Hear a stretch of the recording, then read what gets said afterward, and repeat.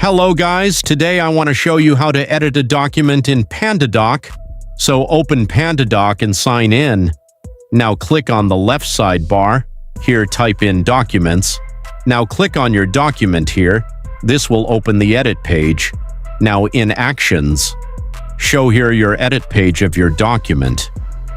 You can put your buttons, drop-down checkbox, card details, signature. Let's add a signature, for example. Here, let's add a checkbox. Let's make sure the checkbox is saved, so you can add your elements and edit your page as needed. And after that, after your edits are done, click on Review and Send. And here you must have a business account to send your files.